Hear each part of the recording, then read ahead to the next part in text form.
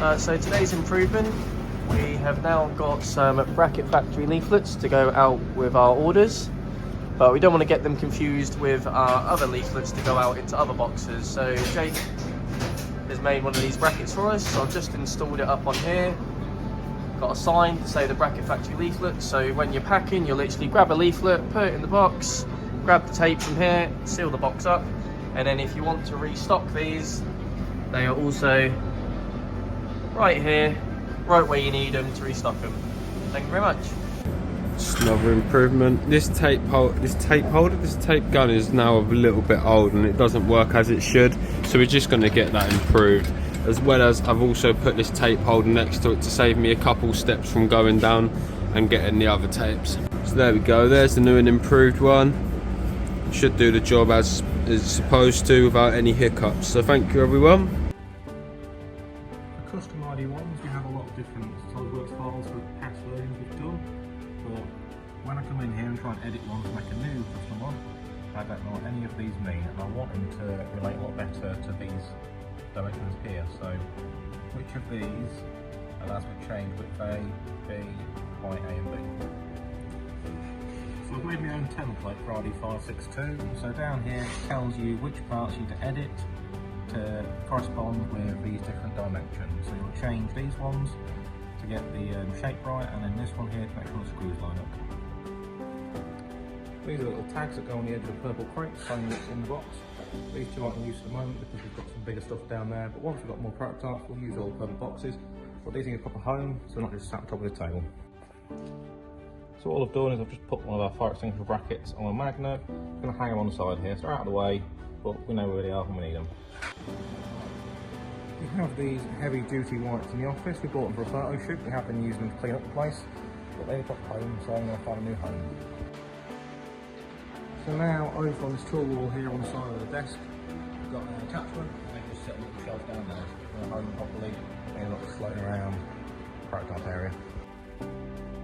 In the ID1 photo folder on the parts database, we do have these folders here for black, brown and gal. At the moment they're all empty and it's just sat in the main folder itself. So what I'm going to do, I'm going to go through and sort them all out, make an extra folder for bare, an extra folder mixed, and we'll just get them all sorted. Here's the after, so all of them have been sorted by colour and type. So we've got the basic colours there and stainless. We've got mixed ones here, so that contains, well, we've got multiple colours in the same photo, and just generic and lifestyle where ID ones have been used. So all in all, it's going to be a lot easier to find these pictures and work out which ones we can use. And inside, I've made sure they're all named as well, so we can search for them.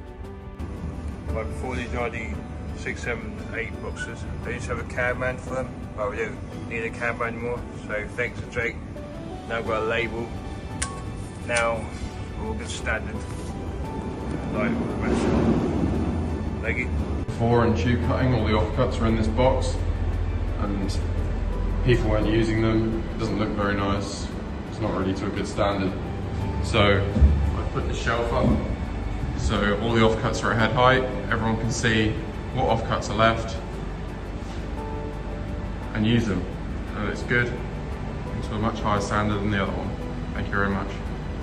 Okay, so today's improvement. So this is what we use for a size check for our Ringolas. But I did get asked today what it was used for. So I've just put a label on it, size check of Ringolas, so people know exactly what it is. And then we'll do a little diagram on actually how to use it at the same time. Thank you very much. A minute ago I needed a manual screwdriver. Now to get to the manual screwdrivers, they are right at the very back of my drawer. Quite a bit wiggling, I've still got my hand in there and just reach around hope the best. It's very dark in there. So I'm going to repurpose what I've currently got this used for and put some stuff in there. As you can see, it's a bit of a random array of things in here as well, so this could do just general 3S. So I've reorganised this drawer now. I've separated it into mounting, tools, hardware and glasses cloth.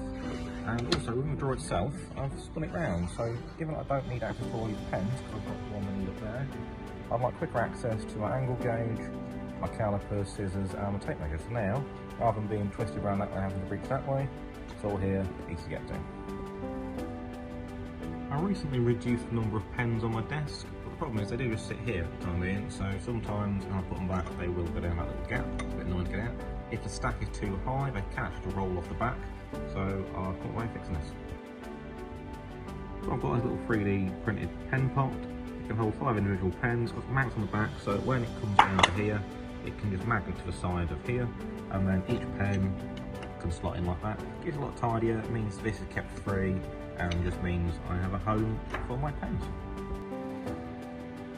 I've got a task running to replace all of banners on the JBR templates on eBay. Now I did design a new banner, this one here.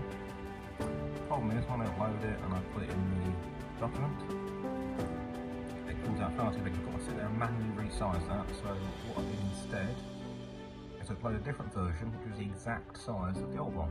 So no more resizing. I literally just open it up and replace it. So that's going to save me at least 10-15 minutes today. So I have just found the old outro that we used on the Indoor Outdoors YouTube channel. I tried to use it for a video. I know it's a little bit of a quest to try and find it, so I'm going to move it to somewhere that's a bit more accessible. Cool, so now it is just on my homepage, easily accessible for if I ever need to get it again. To accompany the new feature where we add Kanbans in Tasker and they populate immediately in Limworks, I'm adding a new feature. So if you want to just do a one-off Kanban very quickly, just click on there, you give it the number you want. Let's go for IDB 298. That's good for that. You just pick however many you want. You can say it's a standard or a red dot, and then you click print Kanban. At that point, it will generate you a Kanban up here. All our standard Kanbans. And then you've got a button here where you can add the PO to Limworks and a job to Tasker. So if you click that, it'll immediately put a job through on Tasker and put one into Limworks as well. I have a template here in the Bracket Factory emails for when there's a return. What I've done is just added hello at the top there. I didn't have it before, so it meant every time I inserted the template, I was then typing hello. I don't need to do that anymore. Thank you very much. I've always labelled what temperature is stock from downstairs to right near blue was. Got a very good label. They match the laminated labels, like the other ones. So I'm going to avoid that. I now proved it. Thanks Jake, now I've got a laminated label for a sales tape for each stock. Or that all matches the other ones. Thank you. Okay, so at the minute, to wipe off the tick sheet, you've either got to use your hand, get the rag, and then put a bit more elbow grease into it. But then obviously this all moves around, and there's better ways to do it. So I'm just going to improve that. So there's the new and improved one. It's now a whiteboard marker for the meeting area cleaning sheet. So thank you everyone. Great job everyone, thank you very much.